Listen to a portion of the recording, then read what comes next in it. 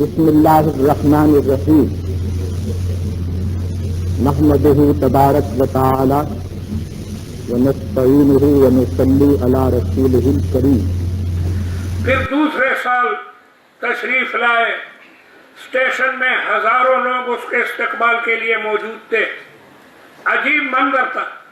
بہرحال رات کی جو ان کی تقریر ہوئی 3 گھنٹے مسلسل ختم نبوت پر۔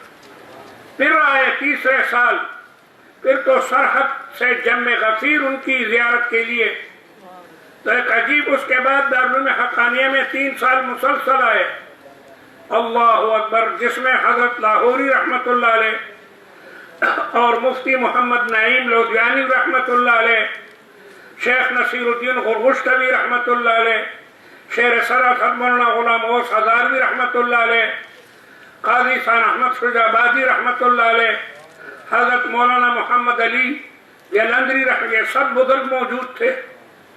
مولانا احمد علی لاہوری رحمت اللہ علیہ کی تقریر ہو رہی تھی اور بجلی چلی گئی، تو حضرت نے شاہ جی کو حکم دیا کہ تشریف لائیں۔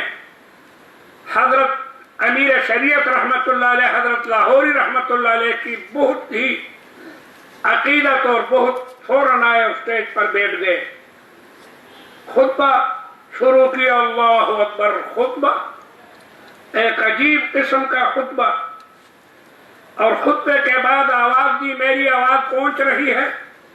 دور سے ایک آدمی نے کہا نہیں حضرت۔ کہا ضرور پہنچے گی؟ کہا نہیں۔ کہا تو مجھے ٹھیک جواب دے رہے ہیں، کہتے ہیں آواز نہیں پہنچ رہی۔